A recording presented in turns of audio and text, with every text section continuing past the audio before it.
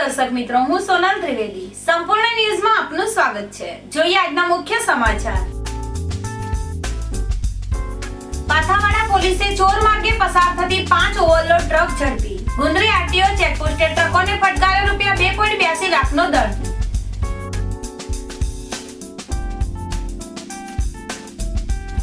Amirgadh border ઉપરથી ભાગેલી કારને પોલીસે ફિલ્મી ડબ્બે ઝડપી।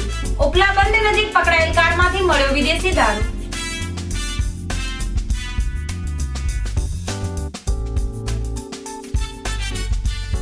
કાંકરેજના દેવ દરબારમાં મઠમાં ત્રિવેણી મહોત્સવનો પ્રારંભ। અમરનાથ મહાદેવ, હિંગળાજ માતાજી અને નકળંગ ભગવાનની પ્રતિષ્ઠાનો ભવ્ય કાર્યક્રમ।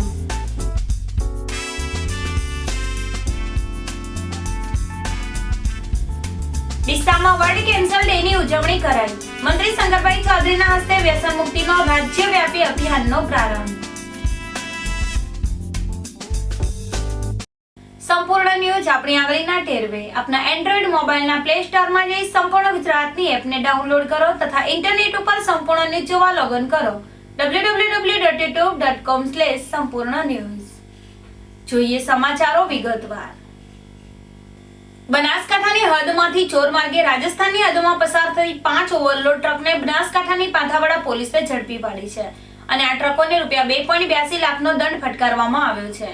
બનાસકાંઠા જિલ્લો રાજસ્થાનની બોર્ડર ઉપર આવેલો હોય ઓવરલોડ ટ્રકો આરટીઓનો ટેક્સ બચાવવા માટે ચોર માર્ગે પસાર થતી હોય છે, જેને લઈને જિલ્લા પોલીસ વડા નીરજ બડગુજરની સૂચનાથી પાથાવાડા પોલીસ મથકના પીએસઆઈ જેબી બનારે પોલીસ ટીમ સાથે ખિમ્મતથી બાપલા તરફ જતા માર્ગ ઉપર નાકાબંધી ગોઠવી 5 ઓવરલોડ ટ્રકોને ઝડપી પાડી।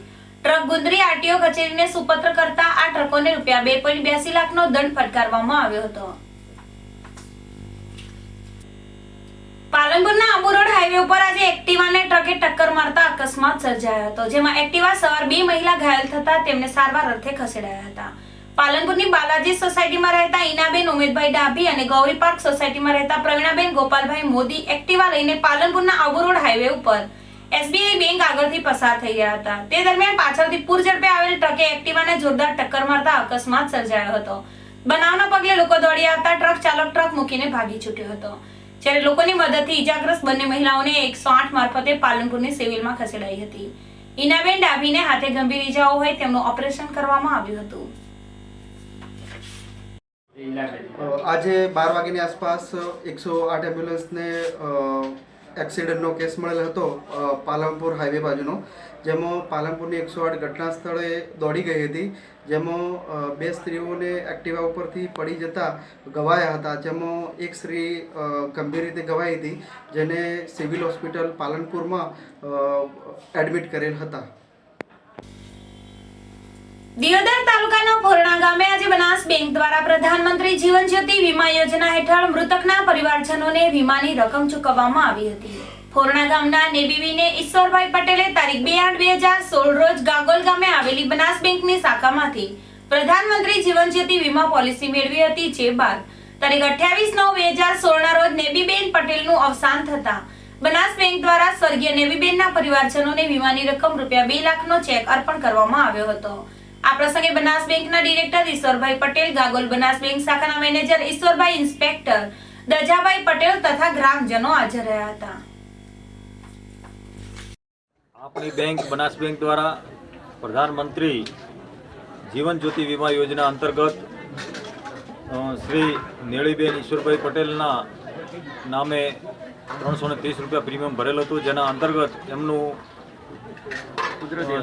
કુદરતી નેળીબેનનું કુદરતી અવસાન થયેલું, જેના અંતર્ગત બનાસ બેંક દ્વારા અને પ્રધાનમંત્રી જીવન જ્યોતિ યોજના દ્વારા આજે જે 2 લાખનું ચેક પ્રમાણપત્ર જે અર્પણ માન્ય એમના ધર્મપતિ શ્રી ઈશ્વરભાઈને અર્પણ કરેલ। બનાસકાંઠાના અમીરગઢ બોર્ડર ચેકપોસ્ટ ઉપર પોલીસના વાહન ચેકિંગ દરમિયાન રાજસ્થાન તરફથી આવતી ડસ્ટર કાર પોલીસને ચકમો આપી ભાગી છૂટતા પોલીસે આ કારનો ફિલ્મી ડબ્બે પીછો કરી તેની નીચલાબંધ ગામ નજીકથી ઝડપી પાડી હતી। જોકે કાર ચાલક નાસી છૂટતા પોલીસે દારૂ ભરેલી ગાડી કબજે લઈ બનાવની તપાસ હાથ ધરી છે।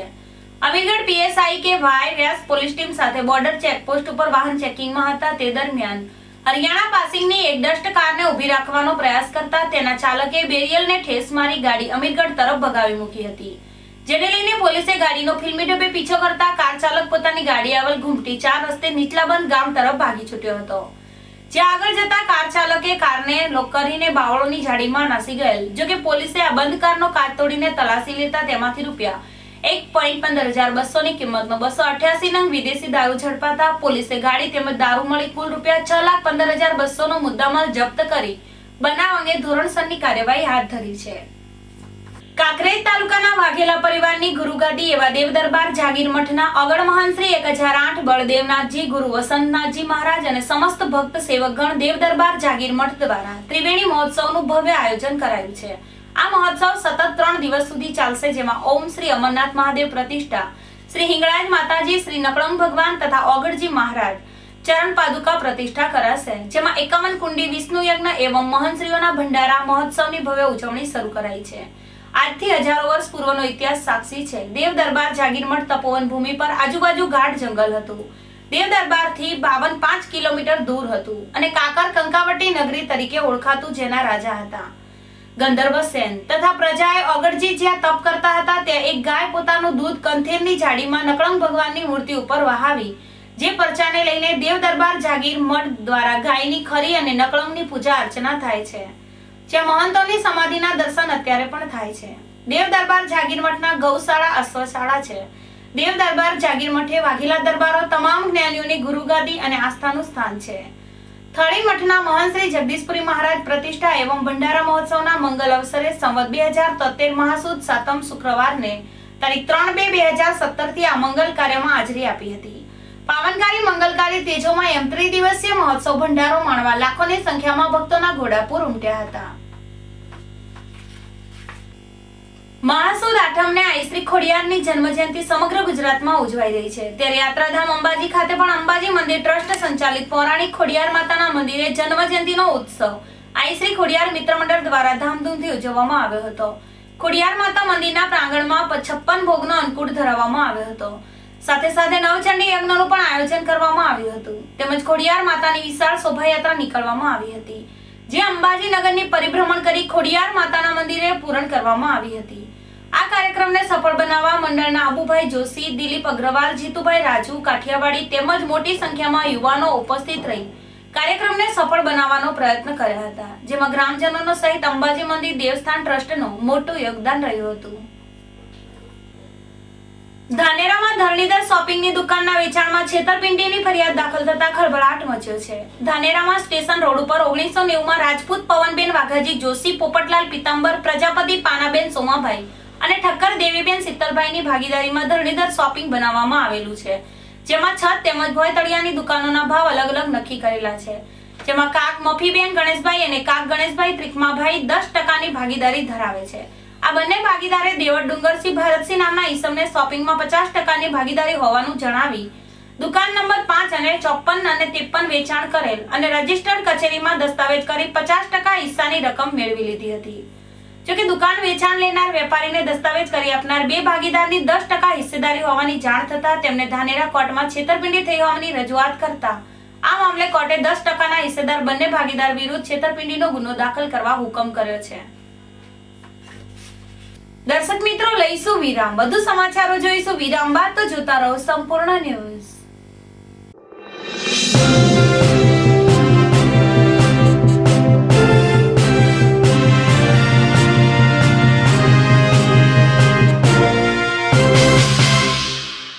શ્રી મનમંદિર વિદ્યાસંકુલ પાલનપુર. શાળામાં સંસ્કાર સાથે શિક્ષણ, નિષ્ણાત શિક્ષક ગણ, સાપ્તાહિક ટેસ્ટનું આયોજન, પ્રોજેક્ટ કાર્ય દ્વારા શિક્ષણ, માસિક જનરલ નોલેજ ટેસ્ટ, અદ્યતન કોમ્પ્યુટર લેબ, પ્રાથમિક કક્ષાએથી જ સંસ્કૃત અને અંગ્રેજીનું શિક્ષણ, શૈક્ષણિક પ્રવાસનું આયોજન. સ્થળ શ્રી મનમંદિર વિદ્યાસંકુલ, ડુંડિયાવાડી, તાજપુરા રોડ, પાલનપુર. સંપર્ક નીરવ પટિયાર 98 989 40 030. શ્રી મનમંદિર વિદ્યાસંકુલ, પાલનપુર.